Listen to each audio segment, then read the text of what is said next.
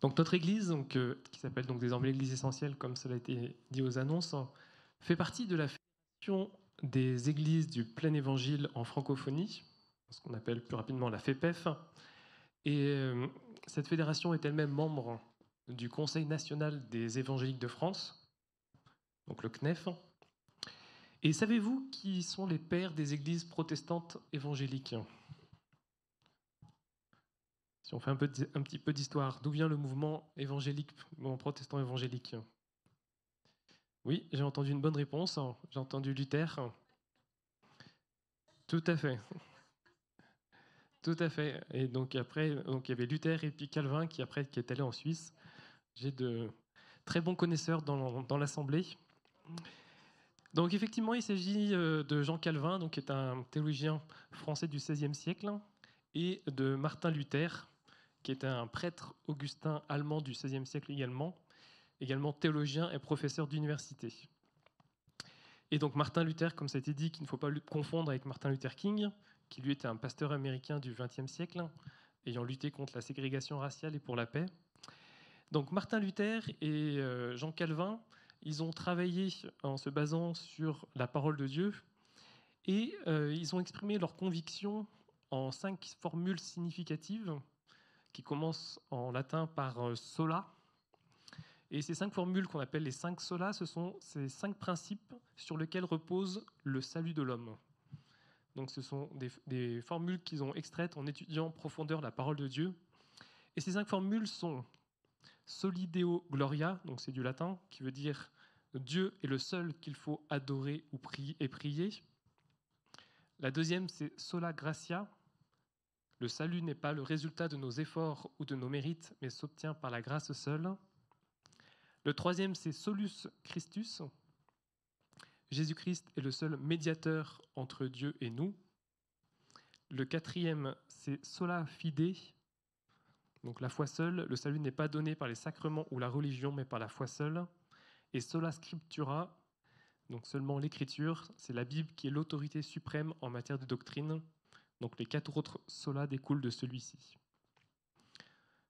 Donc Dieu seul, la grâce seule, Christ seul, la foi seule et seulement les Écritures. Et ce matin, je souhaiterais qu'on s'attarde sur un point en particulier. Donc le deuxième, c'était sola gratia, la grâce seule. Et ce matin, je voudrais qu'on parle ensemble de la grâce. Et nous allons voir plus précisément que Dieu est un Dieu de grâce. C'est ainsi qu'il est décrit dans 1 Pierre au chapitre 5, à partir au verset 10, que nous allons lire ensemble. 1 Pierre chapitre 5, verset 10, qui nous dit « Le Dieu de toute grâce, qui vous a appelé en Jésus-Christ à sa gloire éternelle, après que vous aurez souffert un peu de temps, vous perfectionnera lui-même, vous affermira, vous fortifiera, vous rendra inébranlable. » Le Dieu de toute grâce. Nous avons un Dieu qui est de toute grâce. Mais tout d'abord, qu'est-ce que la grâce? Donc c'est un mot qui peut avoir plusieurs sens. De nos jours, si nous demandons à quelqu'un qu'est-ce que la grâce, il va certainement vous donner une définition plutôt liée à l'apparence, une définition du style un aspect agréable, agrément qui s'attache à l'apparence, la qualité de ce qui est exprimé ou exécuté avec élégance.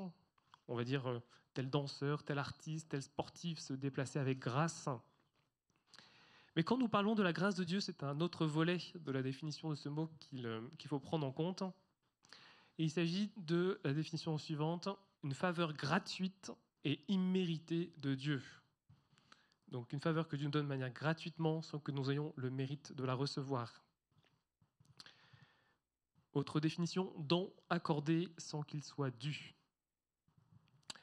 Disposition bienveillante d'une personne à l'égard d'une autre personne.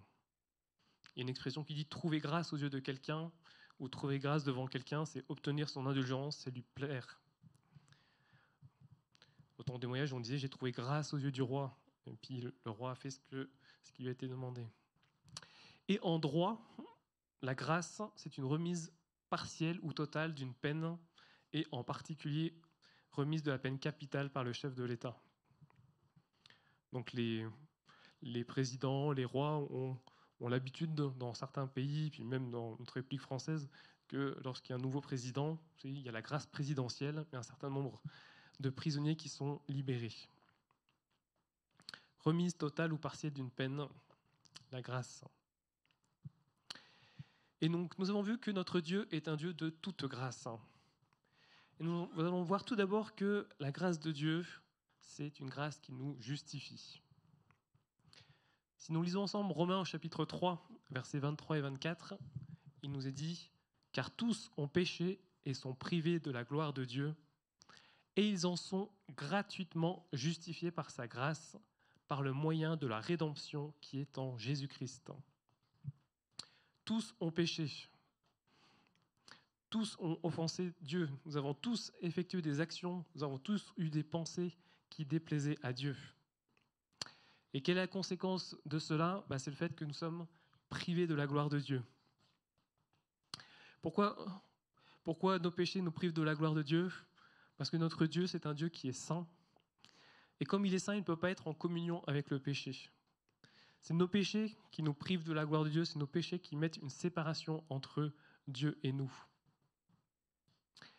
Mais Dieu qui nous aime ne souhaitait pas qu'il y ait cette séparation et il a mis en place le plan du salut par l'intermédiaire de notre Seigneur Jésus-Christ qui est mort à la croix pour le pardon de nos péchés et qui donne à tous ceux qui croient en lui, à tous ceux qui acceptent, qui reconnaissent leur état de pécheur, qui reconnaissent que Jésus-Christ est mort et ressuscité. Dieu nous donne le fait d'être justifiés. C'est la rédemption. Ils sont justifiés par le moyen de la rédemption. La rédemption, c'est-à-dire le rachat du genre humain, donc le rachat des hommes, des femmes, par le sacrifice de Jésus-Christ, qui a permis la rémission des péchés et qui a donné un espoir de la vie éternelle pour toutes celles et ceux qui mettent leur foi en Jésus. Ce passage nous dit qu'ils sont gratuitement justifiés par sa grâce. Tous ceux qui croient en Jésus, en sa mort et en sa résurrection, sont justifiés par Dieu. Devant le tribunal de Christ, Dieu les considère comme justes. Toutes les fautes qu'ils ont pu avoir dans le passé sont effacées. Aux yeux de Dieu, nous sommes considérés comme justes. Et cela nous est confirmé par un autre passage de l'Épître aux Romains, donc Romains chapitre 5, versets 17 à 19. Si par l'offense d'un seul, la mort a régné par lui seul, donc là il nous est parlé de l'offense d'Adam, à plus forte raison, ceux qui reçoivent l'abondance de la grâce et du don de la justice régneront-ils dans la vie par Jésus-Christ lui seul. Ainsi donc, comme par une seule offense, la condamnation a atteint tous les hommes, de même, par un seul acte de justice, la justification qui donne la vie s'étend à tous les hommes. Car comme par la désobéissance d'un seul homme, beaucoup ont été rendus pécheurs, de même, par l'obéissance d'un seul, beaucoup seront rendus justes.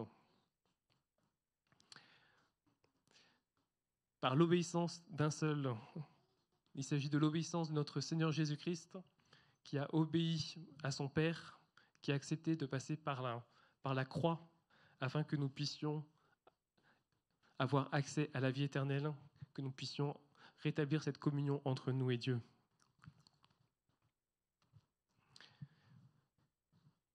Beaucoup seront rendus justes. Toutes celles et ceux qui mettent leur foi en Jésus-Christ seront rendus justes. Et la parole de Dieu nous dit qu'il n'y a plus aucune condamnation pour ceux qui sont en Jésus-Christ. Nous sommes livrés de toute condamnation.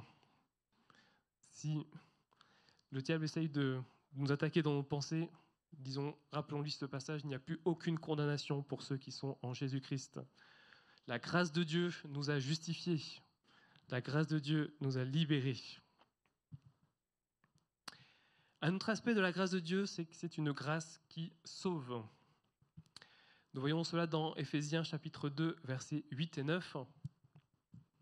Car c'est par la grâce que vous êtes sauvés par le moyen de la foi, et cela ne vient pas de vous, c'est le don de Dieu. Ce n'est point par les œuvres afin que personne ne se glorifie. C'est encore une fois, c'est par la grâce que nous sommes sauvés. par la grâce qui s'active par le moyen de la foi. Lorsque notre Seigneur Jésus était crucifié sur la croix, il a été crucifié en même temps que deux malfaiteurs. Et il y a un des deux malfaiteurs qui a dit à Jésus, « Seigneur, souviens-toi de moi lorsque tu seras dans ton règne. » Et Jésus lui a répondu, « Aujourd'hui, je te le dis, tu seras avec moi dans le paradis. » Ce malfaiteur avait reconnu que Jésus n'avait pas fait de faute. Il avait reconnu qu'il était Dieu. Et il a eu droit à avoir accès au paradis, être dans la présence de Dieu.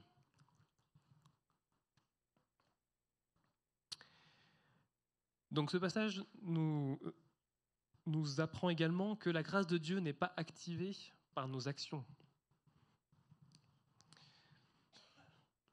Nous pouvons également voir cela dans Romains 11 au verset 6, qui nous dit « Or, si c'est par grâce, ce n'est plus par les œuvres. Autrement, la grâce n'est plus une grâce, et si c'est par les œuvres, ce n'est plus une grâce. Autrement, l'œuvre n'est plus une œuvre. »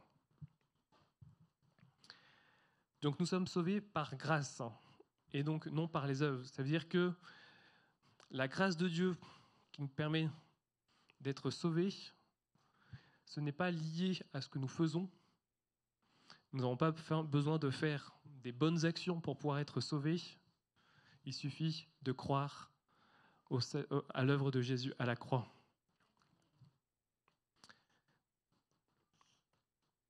Il n'y a pas auprès de Dieu un compteur de bonnes actions et un compteur de mauvaises actions, où Dieu va essayer de peser les mauvaises actions d'un côté, les bonnes actions de l'autre, et s'il y a plus de bonnes actions que de mauvaises, dans ce cas-là, on sera sauvé. Ce n'est pas comme ça que ça marche. C'est seulement la grâce qui sauve.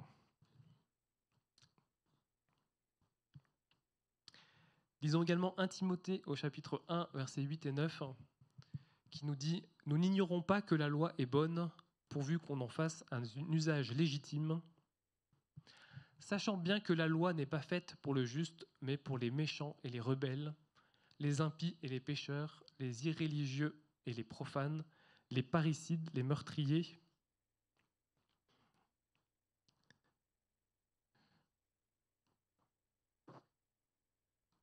les impudiques, les infâmes, les voleurs d'hommes, les menteurs, les parjures et tout ce qui est contraire à la saine doctrine. » Alors, ce n'est pas le passage que je voulais. Je vais le lire. N'aie donc point honte du témoignage à rendre à notre Seigneur, ni de moi, son prisonnier, mais souffre avec moi pour l'Évangile par la puissance de Dieu qui nous a sauvés et nous a adressé une sainte vocation, non à cause de nos œuvres, mais selon son propre dessein et selon la grâce qui nous a été donnée en Jésus-Christ avant les temps éternels.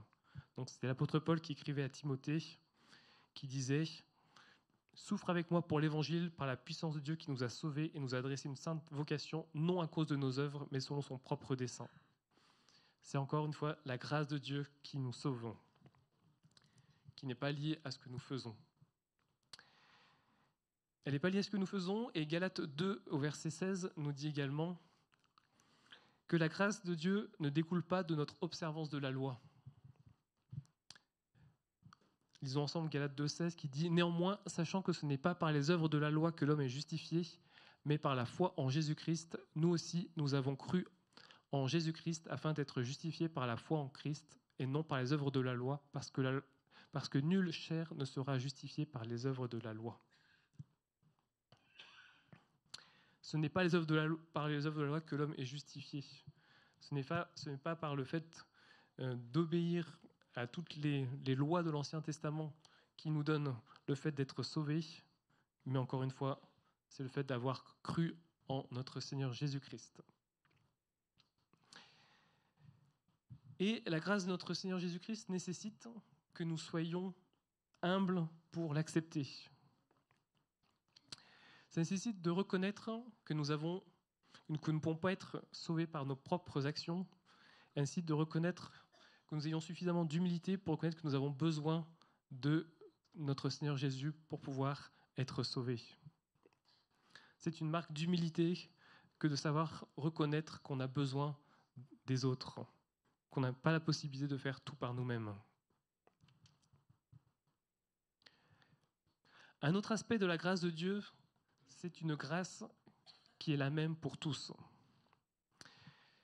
Nous voyons cela dans une parabole que raconte notre Seigneur Jésus-Christ, qui est la parabole des ouvriers de la dernière heure, ou la parabole des ouvriers de la 11e heure.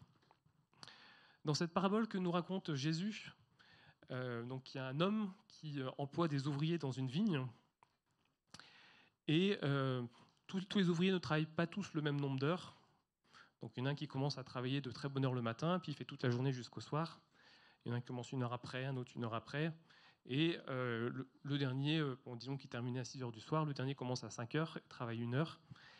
Et en fin de journée, l'employeur va donner à chacun la rémunération pour le travail accompli. Et ils ont tous eu le même salaire, qui était le salaire convenu.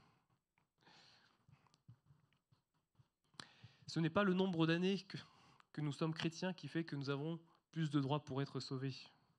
La grâce de Dieu est la même pour tous, de la même manière pour ceux qui l'ont accepté. La grâce de Dieu, c'est aussi une grâce qui pardonne. Un excellent exemple biblique pour illustrer la grâce de Dieu, c'est l'histoire de la parabole du fils prodigue. Dans cette parabole, nous avons un jeune homme qui a demandé à son père sa part d'héritage et qui est parti vivre une vie de débauche. Et une fois que ses ressources se sont épuisées, il est revenu vers son père, il s'est repenti de ses mauvaises actions. Et son père, au lieu de le rejeter, l'a accueilli avec les bras grands ouverts, avec amour, et il lui a pardonné. Cette parabole symbolise la grâce inconditionnelle de Dieu envers ceux qui se repentent. Cet exemple nous montre comment Dieu est toujours prêt à accueillir ceux qui reviennent à lui, peu importe les erreurs passées. 1 Jean 1,9 nous dit « Si nous confessons nos péchés, il est fidèle et juste pour nous les pardonner et pour nous purifier de toute iniquité. » La grâce de Dieu, c'est aussi une grâce qui ne condamne pas. Nous voyons cela au sujet de l'histoire qui nous est racontée à propos de la femme adultère. Donc, il y a une femme qui était surprise en flagrant délit d'adultère et les hommes religieux de l'époque voulaient la condamner. Et ils demandaient à Jésus, qu'est-ce que toi tu dis de faire ? Et Jésus, il leur dit que celui d'entre vous qui est sans péché jette le premier la pierre. Et suite à cette déclaration, tous les accusateurs, du plus âgé jusqu'au plus jeune, sont partis au fur et à mesure. Et Jésus a dit à la femme, où est-ce qu'ils sont tous ? Ils étaient tous partis. Et Jésus dit à la femme, et moi je ne te condamne pas non plus. Va et ne pêche plus. Donc Jésus, la grâce de Dieu ne nous condamne pas, mais elle encourage à ne plus pécher. La grâce de Dieu offre pardon et rédemption, même aux pécheurs, tout en appelant à une transformation de vie. Nous pouvons également dire que la grâce de Dieu nous amène à l'aimer. Nous voyons cela dans Luc au chapitre 7, versets 37 à 48. Et voici une femme pécheresse qui se trouvait dans la ville, ayant su qu'il était à table dans la maison du pharisien, apporta un vase d'albâtre plein de parfums et se tint derrière aux pieds de Jésus. Elle pleurait. Et bientôt, elle lui mouilla les pieds de ses larmes, puis les essuya avec ses cheveux, les baisa et les oignit de parfum. Le pharisien qui l'avait invité, voyant cela, dit en lui-même : « Si cet homme était prophète, il connaîtrait qui et quelle espèce est la femme qui le touche. Il connaîtrait que c'est une pécheresse. » Jésus prit la parole et lui dit : « Simon, j'ai quelque chose à te dire. »« Maître, parle, répondit-il. » Un créancier avait 2 débiteurs. L'un devait 500 deniers et l'autre 50. Comme il n'avait pas de quoi payer, il leur remit à tous les 2 leurs dettes. Lequel l'aimera le plus ?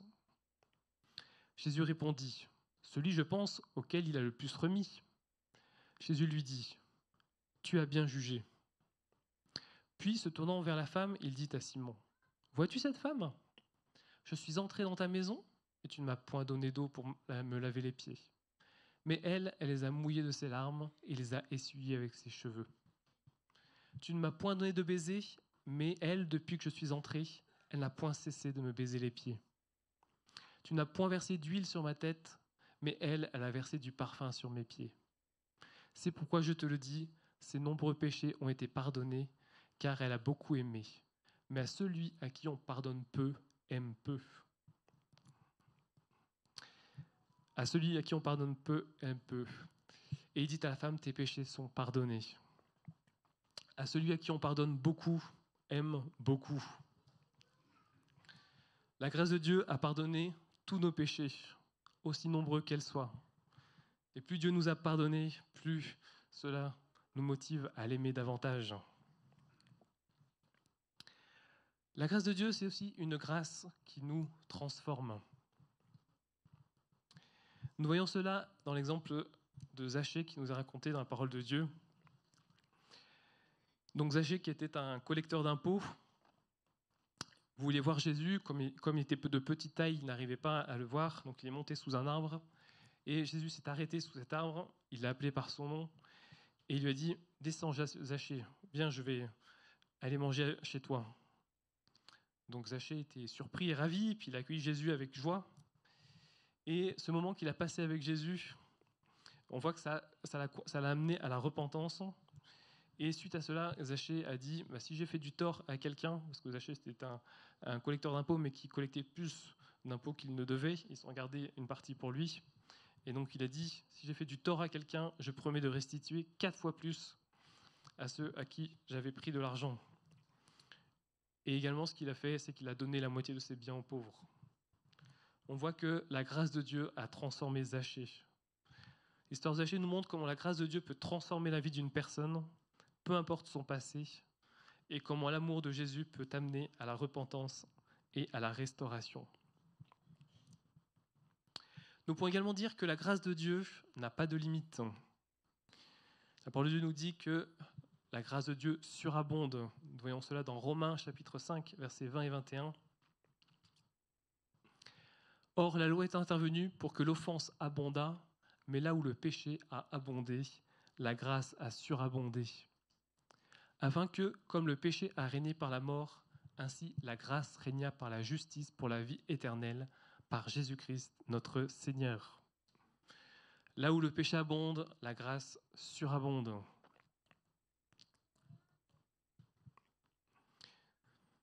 Nous pouvons parfois être un peu bouleversés par tout le péché qui nous environne dans notre pays, mais sachons que la grâce de Dieu est pour tous celles et ceux qui sont pécheurs, peu importe les péchés qu'ils font. Là où le péché abonde, la grâce surabonde. Et l'apôtre Paul lui-même était un persécuteur, il était un homme violent qui a fait beaucoup de mal à l'Église. Et nous voyons dans 1 Timothée, chapitre 1, versets 12 à 14, comment la grâce de Dieu s'est manifestée dans sa vie. Je rends grâce à celui qui m'a fortifié, à Jésus-Christ notre Seigneur, de ce qu'il m'a jugé fidèle en m'établissant dans le ministère, moi qui étais auparavant un blasphémateur, un persécuteur, un homme violent, mais j'ai obtenu miséricorde parce que j'agissais par ignorance dans l'incrédulité. Et la grâce de notre Seigneur a surabondé avec la foi et la charité qui est en Jésus-Christ. L'apôtre Paul dit qu'il agissait par ignorance dans l'incrédulité. Beaucoup de nos concitoyens agissent également dans cette ignorance et dans cette incrédulité. Dans notre société actuelle, les valeurs bibliques disparaissent, ne sont plus enseignées, et beaucoup agissent par ignorance et dans l'incrédulité. C'est pour ça que l'Église a toute sa place pour pouvoir annoncer les valeurs de l'Évangile, pour pouvoir contrebalancer la société dans laquelle nous sommes actuellement. Nous avons vu que notre Dieu, c'est un Dieu qui pardonne, mais est-ce que c'est un Dieu de grâce qui pardonne chaque fois que nous lui demandons pardon, mais est-ce que cette grâce nous permet de continuer de pécher ? Lisons ensemble Romains chapitre 6, versets 11 à 19. Ainsi vous-même, regardez-vous comme morts au péché et comme vivants pour Dieu en Jésus-Christ. Que le péché ne règne donc point dans votre corps mortel et n'obéissez pas à ses convoitises. Ne livrez pas vos membres au péché comme des instruments d'iniquité, mais donnez-vous vous-même comme étant vivants de mort que vous étiez et offrez à Dieu vos membres comme des instruments de justice. Car le péché n'aura point de pouvoir sur vous, puisque vous êtes non sous la loi, mais sous la grâce. Quoi donc ? Pécherions-nous parce que nous sommes non sous la loi, mais sous la grâce ? Loin de là. Ne savez-vous pas qu'en vous livrant à quelqu'un comme esclave pour lui obéir, vous êtes esclave de celui à qui vous obéissez, soit du péché qui conduit à la mort, soit de l'obéissance qui conduit à la justice. Mais grâce soit rendue à Dieu de ce que, après avoir été esclave du péché, vous avez obéi de cœur à la règle de doctrine dans laquelle vous avez été instruits. Ayant été affranchis du péché, vous êtes devenus esclaves de la justice. Je parle à la manière des hommes à cause de la faiblesse de votre chair, de même donc que vous avez livré vos membres comme esclaves à l'impureté et à l'iniquité pour arriver à l'iniquité, ainsi maintenant livrez vos membres comme esclaves à la justice pour arriver à la sainteté. Donc ce passage est clair, la grâce de Dieu ne nous permet pas de continuer de pécher. La grâce de Dieu nous permet d'être affranchis du péché, d'être libérés de la puissance du péché, que le péché n'a plus de pouvoir sur nous.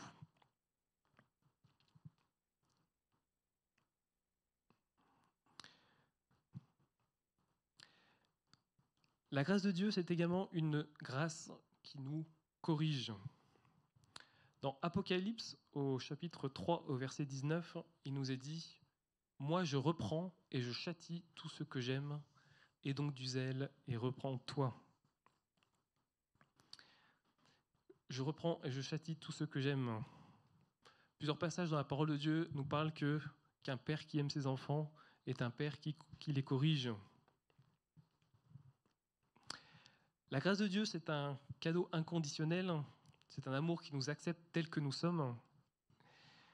Et comme nous l'avons vu, cette grâce n'est pas un permis pour pécher, mais c'est aussi un moyen de correction et de transformation. Comme nous l'avons vu, c'est par la grâce que nous sommes sauvés par le moyen de la foi. Et cette grâce, c'est une grâce qui nous révèle notre état de péché. Quand nous lisons la parole de Dieu, elle nous révèle qui nous sommes. La parole de Dieu, c'est comme un miroir qui nous révèle qui nous sommes, qui nous révèle notre état de péché.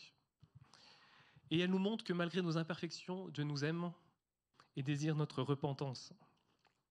La grâce nous pousse à reconnaître nos fautes, non pour nous accuser, mais pour nous restaurer. Hébreux 12, 5 à 6 nous dit « Mon fils, ne prends pas à la légère la correction du Seigneur et ne te décourage pas lorsqu'il te réprimande, car le Seigneur corrige celui qu'il aime.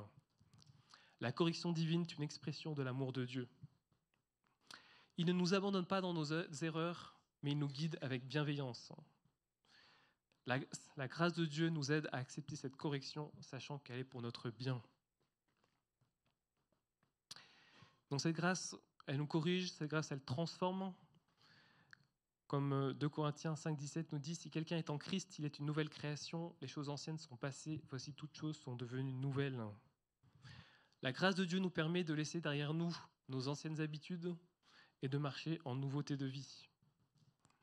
Elle nous donne la force de changer et de nous conformer à l'image de Christ.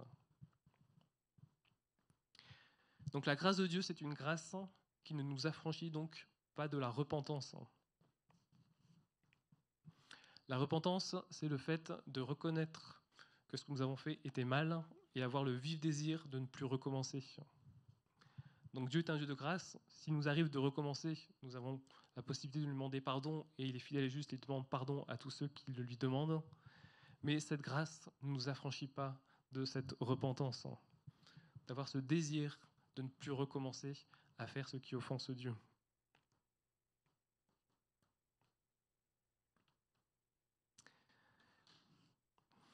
Si nous illustrons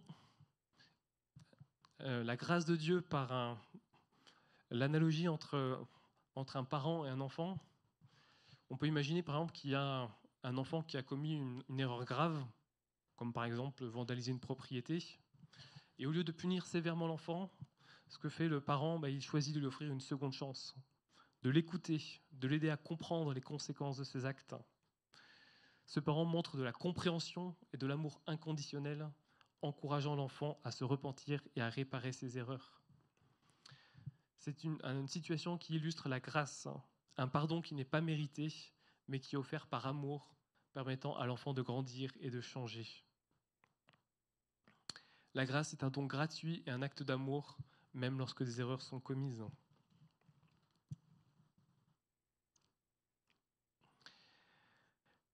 Nous voyons aussi que Dieu est un Dieu de grâce qui distribue des dons spirituels. Nous voyons cela dans Romains 12, au verset 6 à 8.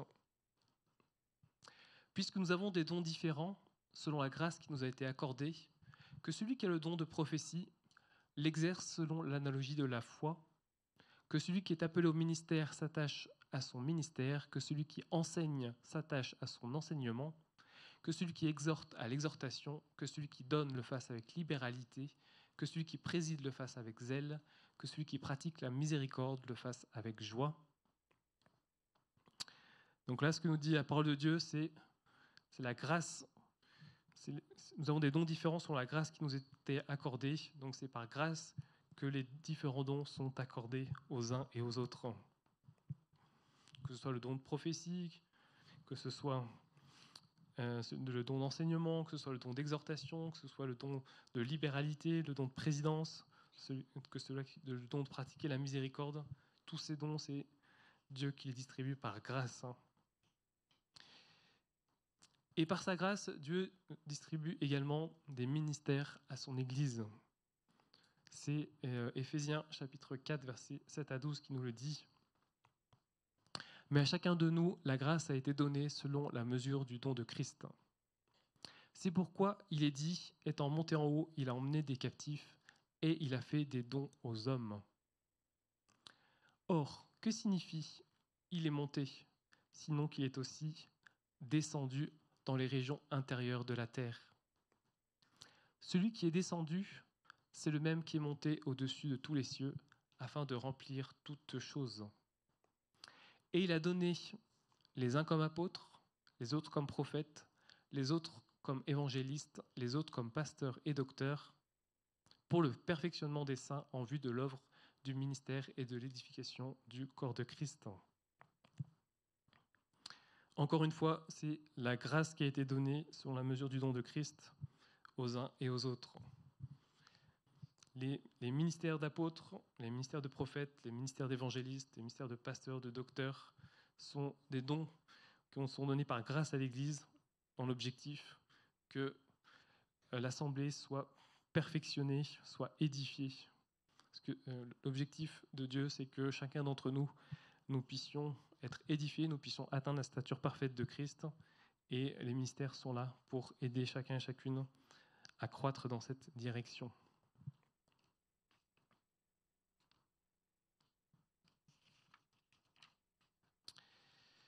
Donc pour conclure, quelqu'un a dit, la grâce nous enseigne que Dieu nous aime pour ce qu'il est et non pour ce que nous sommes. Merci Seigneur, car sans ta grâce, nous serions tout perdus.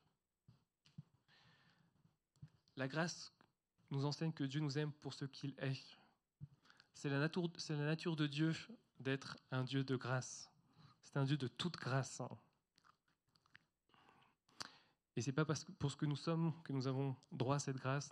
Non, c'est pour ce que Dieu est. Et une autre personne a dit, nos pires jours ne seront jamais assez mauvais pour que la grâce de Dieu ne nous atteigne pas. Et nos meilleurs jours ne seront jamais assez bons pour que nous n'ayons plus besoin de la grâce de Dieu. Ce qui montre encore une fois que ce n'est pas par notre propre force, mais c'est vraiment par grâce. La grâce de Dieu nous enseigne que Dieu nous aime. Cette grâce de Dieu est un don précieux qui nous corrige, qui nous transforme. C'est une grâce qui révèle notre état, qui nous corrige avec amour et qui nous permet de devenir de nouvelles créations. Acceptons donc cette grâce et laissons-nous guider par elle, afin de vivre selon la volonté de Dieu. Que notre réponse à cette grâce soit une vie de gratitude et d'obéissance. Amen. Alléluia. Oui, Seigneur, merci.